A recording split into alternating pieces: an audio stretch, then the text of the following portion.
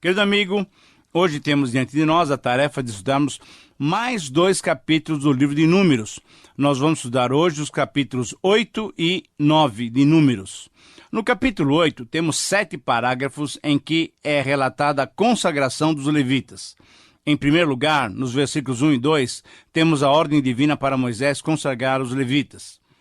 Muito bem, o povo de Israel, depois de 12 dias de celebrações, como vimos no programa passado, agora consagraria os levitas para o serviço no tabernáculo.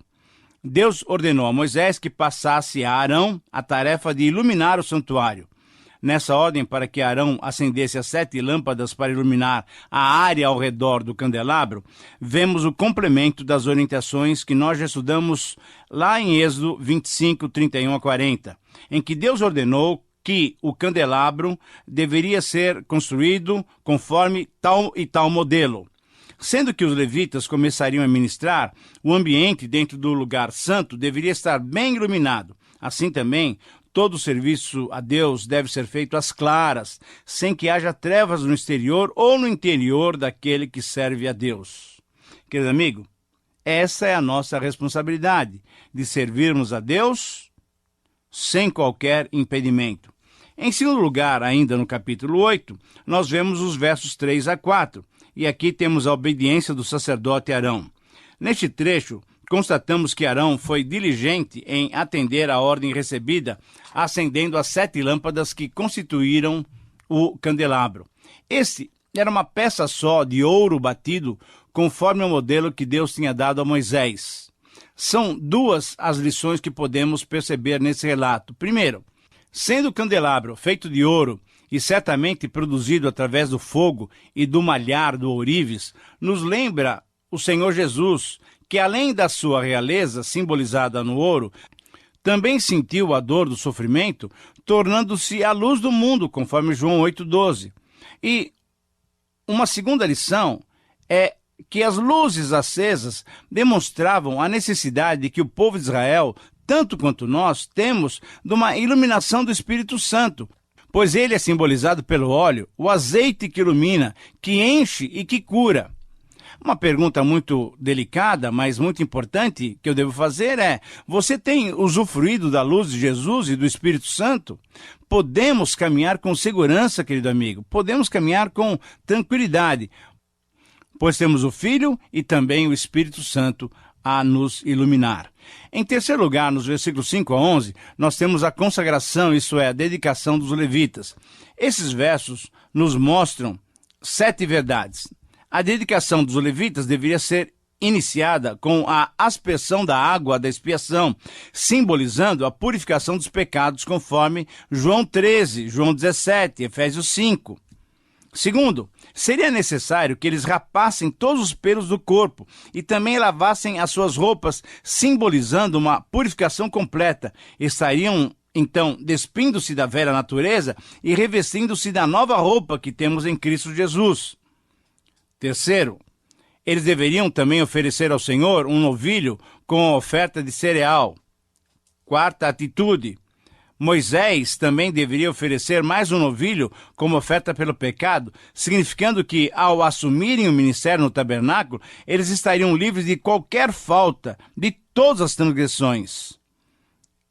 Quinta observação, os levitas seriam levados perante o Senhor de frente ao tabernáculo e toda a congregação de Israel estaria junta para consagrá-los a esse ministério sagrado, lá no tabernáculo.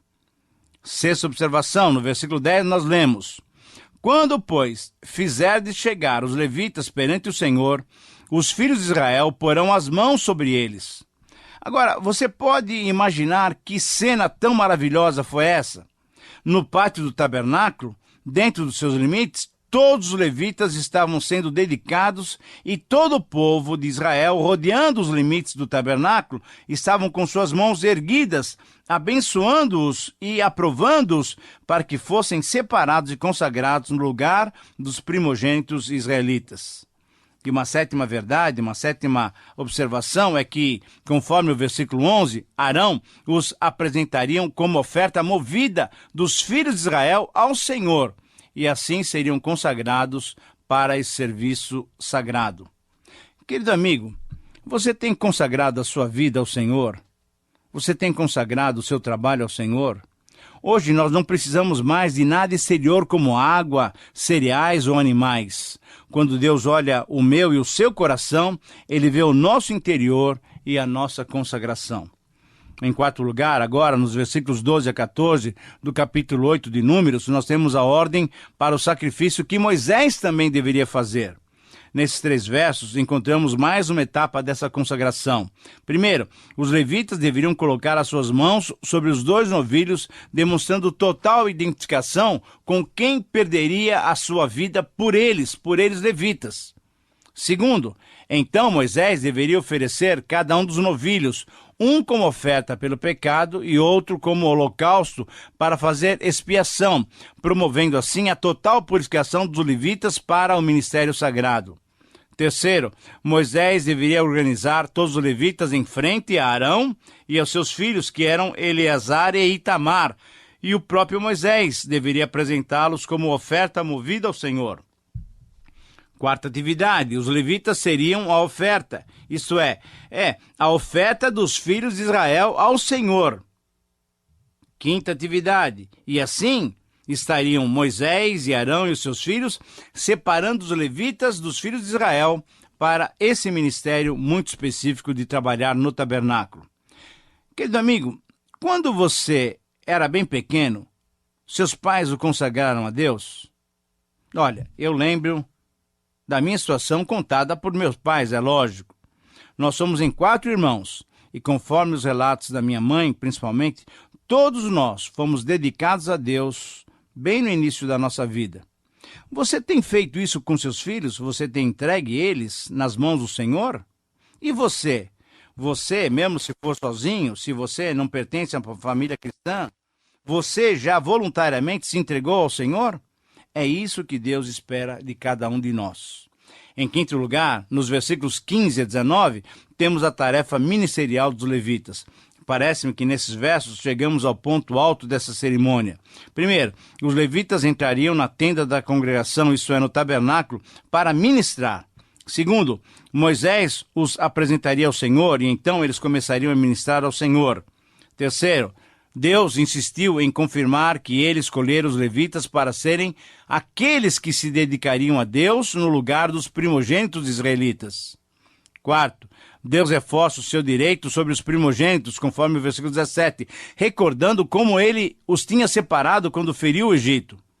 Quinto, novamente ele afirma que ele mesmo tinha escolhido os levitas para ficar no lugar desses primogênitos.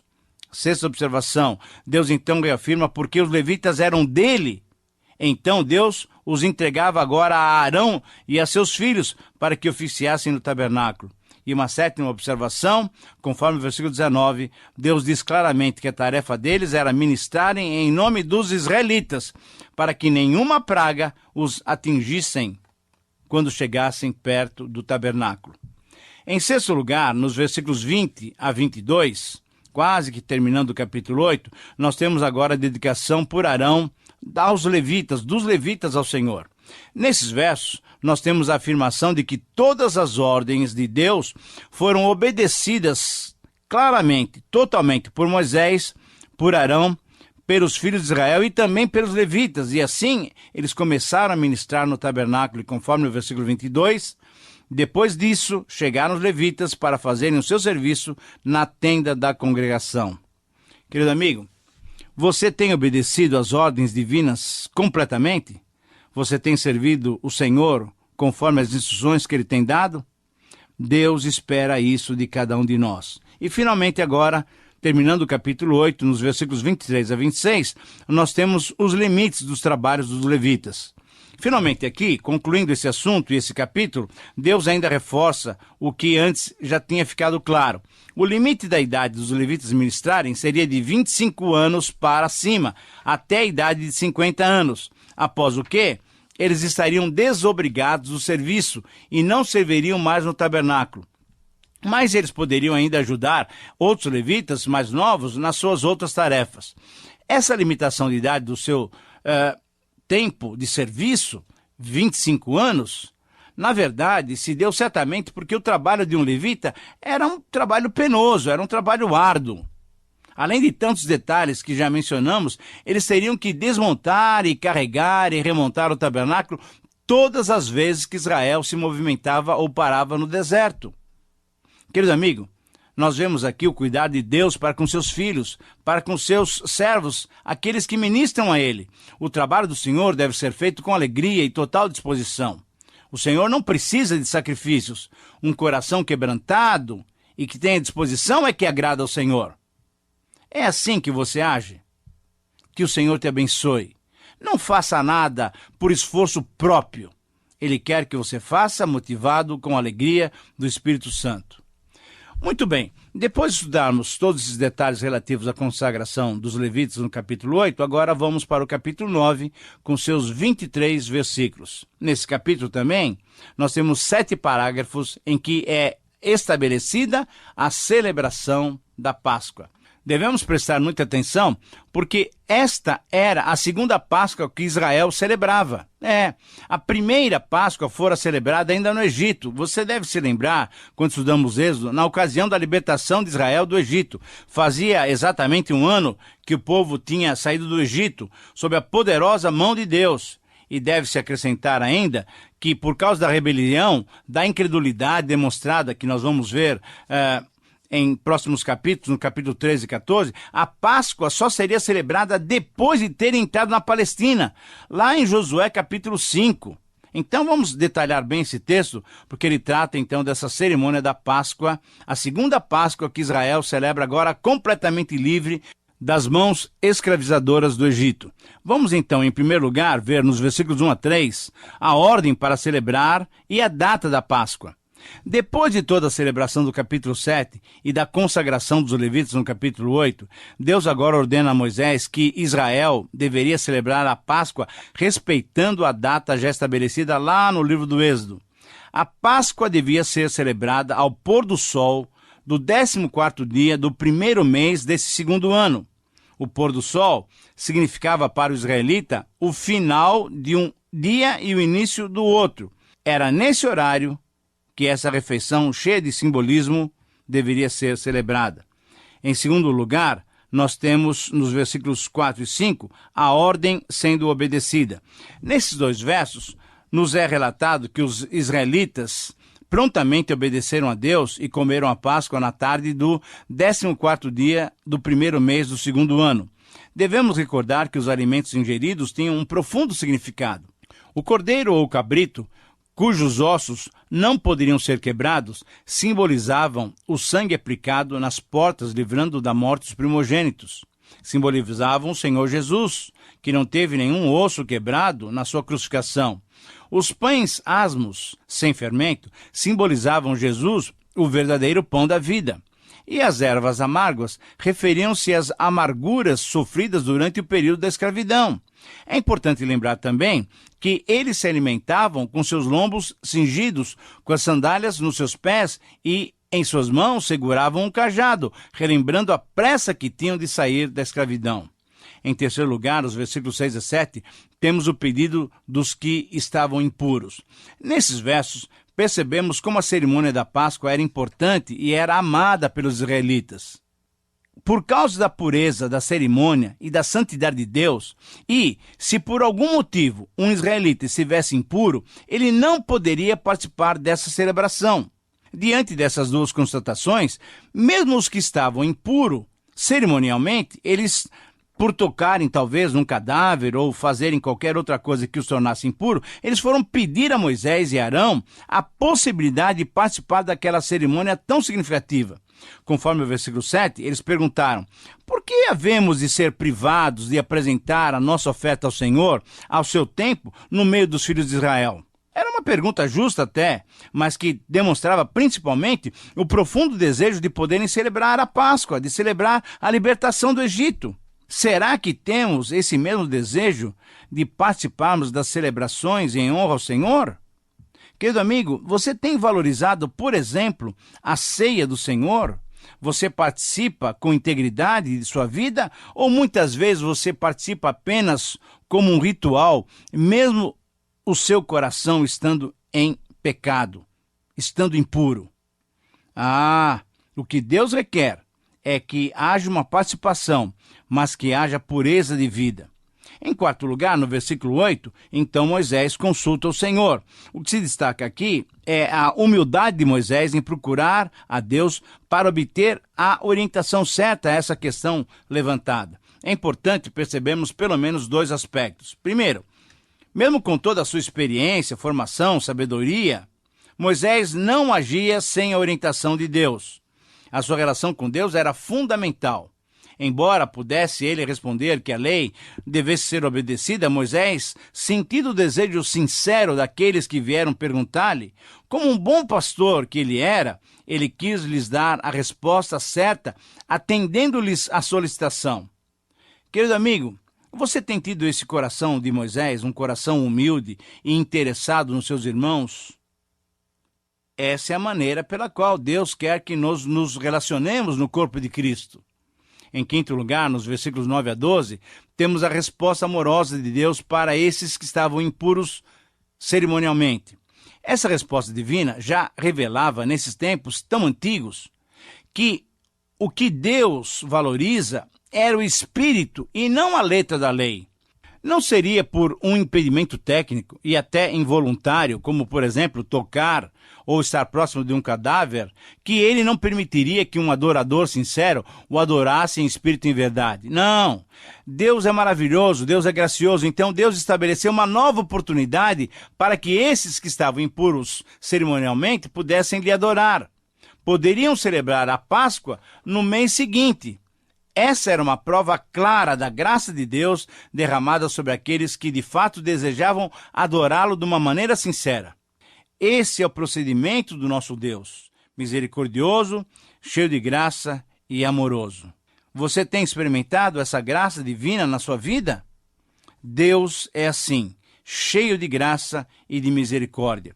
Em sexto lugar, nos versículos 13, nós temos a punição por não se celebrar a Páscoa. Ao mesmo tempo em que Deus derrama a sua graça sobre quem é sincero e aquele que o ama de verdade, Deus também demonstra a sua justiça para com aqueles que são obstinados. Quando um israelita, sem qualquer impedimento legal ou cerimonial, não participasse da festa da Páscoa, demonstrando, desinteresse e demonstrando também rebeldia, esse tal seria punido severamente com a morte ou, no mínimo, com a excomunhão do povo de Deus. Querido amigo, a minha oração é que você sempre experimente a graça e não a justiça. Experimente o amor e não o juízo de Deus. Caminhemos na sua grande e amorosa misericórdia. Em sétimo lugar, no versículo 14, temos as normas para o estrangeiro celebrar a Páscoa. Essas orientações sobre a cerimônia da salvação terminam nesse verso, mais uma vez destacando a graça maravilhosa de Deus. A Páscoa era uma cerimônia que reivindicava lembranças da salvação, da libertação do Egito. E o fato de Deus permitir que um estrangeiro participasse da Páscoa certamente é uma prova de que a salvação deveria ser usufruída por todos os povos. Deus é um Deus missionário que ama todos indistintamente. Você tem participado da proclamação do Evangelho para todos? Querido amigo, esse é o nosso desafio como novo povo de Deus. Proclamar a salvação, proclamar a verdadeira Páscoa em Cristo para todos os povos. Muito bem, agora temos um outro assunto ainda no capítulo 9.